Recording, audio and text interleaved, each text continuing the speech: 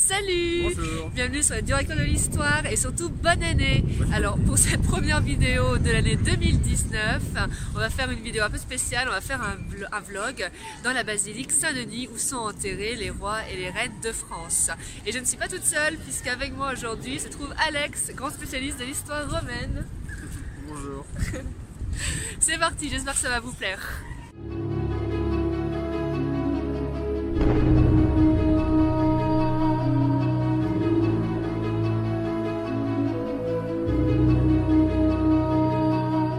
Rapide présentation de Saint-Denis. Donc Saint-Denis, c'est le premier évêque de Paris, enfin Lutèce, puisqu'il vivait au IIIe siècle et il est mort en martyr décapité. On commence la visite avec les tombes de Philippe le Bel et de Charles Martel. Sur la gauche, il y a également François II, donc le fils d'Henri II et de Catherine de Médicis. Mais bon, on va pas s'attarder, il a régné 1 an et 4 mois et est mort d'un abcès à l'oreille mal soigné. Alors, petite précision, les tombes qui représentent des rois et des reines antérieures au XIIIe siècle ont été commandées par Saint Louis, qui voulait rendre hommage à ses ancêtres. Voilà, donc on attaque avec notre première reine notable, Berthe au Grand-Pied, la mère de Charlemagne, l'épouse de Pépin le Bref, qui, contrairement à ce que dit la légende, n'avait pas de si grands pieds que ça. En fait, on lui a assigné le surnom de Berthe au Grand-Pied seulement au XIIIe siècle. Il semblerait qu'elle aurait eu un pied beau, ce qui peut expliquer son nom, mais nous ne sommes pas sûrs. Ah oui, Charles VI, c'est là, il est où? Je pense que c'est celui du fond. Ils ont voulu le cacher, hein, ça.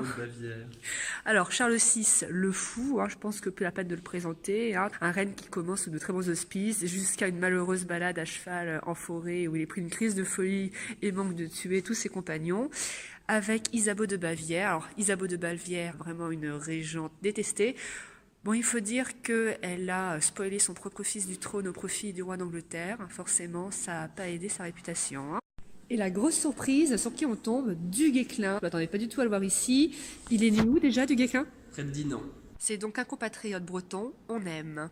Alors il faut savoir que Du Guesclin, c'est le super-héros du XIVe siècle, c'est le Superman de la guerre de 100 ans. Il faut savoir qu'il était très laid, mais vraiment d'une laideur repoussante. Il a eu une enfance très pénible à cause de ça. C'était une brute, mais c'était un génie militaire. Je veux dire, il est parti de rien. Il a fini connétable de France, donc chef des armées. On ne compte plus les faits d'armes exceptionnels à son actif. Par exemple, en 1357, il défendait la ville de Dinan assiégée par les Anglais. Donc les Français et les Anglais négocièrent une trêve parce que les deux armées étaient fatiguées et pendant cette trêve, le frère de Du Guesclin a été enlevé. Fou de colère, c'était un sanguin, Du Guesclin. Il a rencontré Canterbury, le chef des Anglais, et le provoqua en duel. Donc les deux adversaires s'affrontèrent lors d'une joute et bien entendu Du Guesclin mais écrasa son adversaire et les Anglais furent si humiliés qu'ils quittèrent Dinan. Une princesse inconnue, on ne sait pas qui c'est. Je trouve ça quand même triste de reposer à jamais avec cette épitaphe. Bien entendu, la basilique et ses occupants ont beaucoup souffert de la Révolution française. Donc à 2 reprises, en 1793, les tombes ont été profanées. Ce n'est qu'en 1816 que Louis XVIII a donné l'ordre de restituer les ossements. Et là, surprise, sur qui on tombe ? Frédégonde. Alors c'est simple, Frédégonde, je l'adore. Vous avez peut-être vu la vidéo qui lui est dédiée, d'ailleurs je vais mettre le lien dans la description. Frédégonde, reine de Neustrie, épouse de Chilpéric, donc reine du VIe siècle, c'est simple, c'est la Cersei Lannister de l'histoire de France, qui empoisonnait, qui complotait à tout va, mais ça en fait une personnalité attachante en fait. Donc à peine nous quittons Frédégonde qu'on tombe sur une autre femme forte, Catherine de Médicis.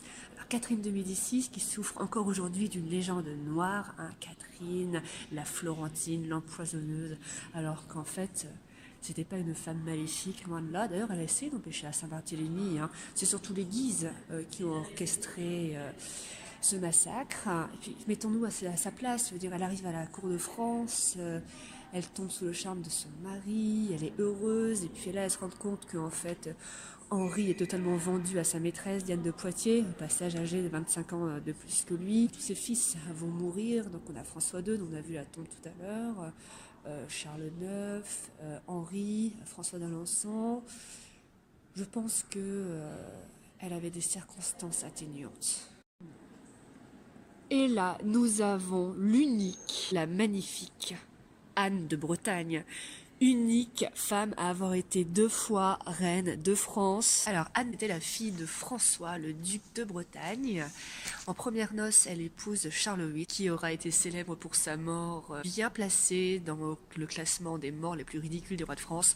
En fait, il était très petit, donc il n'avait pas l'habitude de se baisser quand il passait une porte. Sauf que là, il était très en retard à une partie de jeu de paume, donc il a pris un raccourci qui passait sous son palais, et il s'est pris une porte en pleine tête, ce qui a causé une commotion cérébrale, et il est mort. Ensuite, en deuxième noces, elle épouse Louis XII. Le contrat de mariage exigeait que Anne allait épouser le successeur de Charles VIII s'il n'y avait pas eu naissance d'un héritier. Donc Louis XII, problème, était marié. Il était marié à Jeanne de France, la fille de Louis XI. C'était pas un canon, hein. Elle était boiteuse, elle était laide. Donc autant dire qu'il ne se fit pas prier, donc il demanda une annulation du mariage. Anne de Bretagne était boiteuse aussi, faut le dire, sauf qu'elle était belle, elle était intelligente. Non, franchement, Louis XII a gagné au change. Alors il faut savoir que le règne d'Anne de Bretagne aura vraiment été marqué par la douleur, donc elle va perdre tous ses proches. Tous les enfants qu'elle aurait eu avec Charles VIII, dont son héritier, Charles Orlan, oui, un roi de France a failli s'appeler Charles Orlan, on a évité le pire. Donc elle donnera à Louis XII 2 filles, donc Claude, la future femme de François Ier. Bon bah Claude, heureusement pour sa postérité, une espèce de prune porte son nom, parce que sinon elle aura vraiment rien fait. Et Renée qui aurait dû devenir duchesse de Bretagne, mais malheureusement elle s'est fait voler son héritage par François Ier. Alors attention, là nous avons du people. Alors je n'ai aucune idée de qui est enterré ici, on va voir ça tout de suite. Identification incertaine. Elle est quand même reine. Alors ça commence mal, effectivement, nous avons une reine inconnue, ça me laisse perplexe. Donc nous sommes descendus donc dans la crypte. Il faut savoir que les Bourbons sont tous enterrés dans cette crypte. Ils sont tous enterrés dans une chapelle. Alors là, nous avons Louis XVII et son cœur. Donc les tests ADN ont parlé. C'est bien Louis XVII. Par la suite, ça promet puisque nous avons Marguerite de Valois. La reine Margot se trouve quelque part. La reine Margot est... Elle est où la reine Margot ?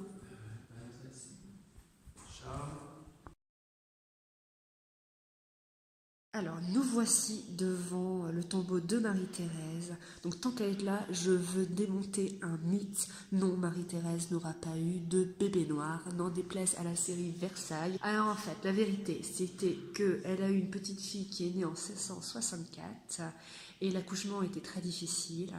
Et le bébé est né bleu parce qu'il souffrait d'asphyxie.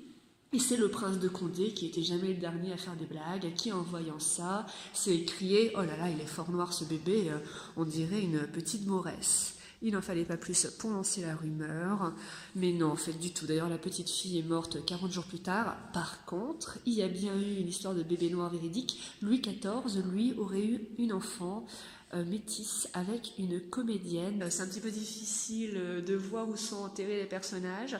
Il est censé y avoir Louis XIV, Philippe d'Orléans, son frère, Marie de Médicis, et donc leur grand-mère, et Gaston d'Orléans, donc le frère turbulent de Louis XIII. Bon, je crois que vous connaissez assez ces personnages historiques, pas la peine d'en parler, si ce n'est peut-être Marie de Médicis, qui était quand même la reine la plus what the fuck de l'histoire de France, qui a quand même essayé de détrôner son fils, chose assez inédite quand même dans l'histoire, c'est plutôt l'inverse. Donc voilà, elle aura eu une fin de vie vraiment pathétique, où elle aura lutté contre Louis XIII, bref, une histoire assez ridicule. Donc, il a ensuite été trop sombre pour filmer, car nous sommes allés dans les sous-sols de la basilique, donc sous la crypte.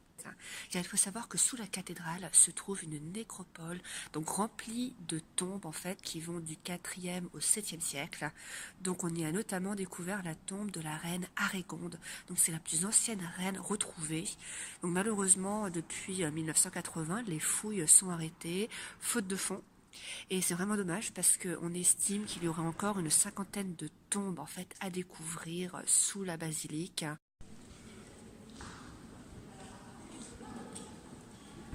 Bon, le gros regret, c'est quand même la disparition de la tombe de Saint-Louis qui était magnifique. Lui, il voulait, n'oubliez pas, c'était un moine, Saint-Louis, hein, il voulait une tombe vraiment très modeste. Finalement, on lui a fait un mausolée magnifique avec de l'or. Mais malheureusement, ce sarcophage n'est plus visible aujourd'hui car il a été fondu par les Anglais pendant la guerre de 100 ans. Merci la perfide Albion. Donc voilà, c'est la fin de cette vidéo. Donc j'espère que vous l'avez appréciée. Avec Alex, on s'est beaucoup amusé, on a pris beaucoup de plaisir à la tournée et j'espère qu'on a réussi à vous communiquer ce plaisir. Donc moi je vous dis à bientôt pour une prochaine vidéo. Salut!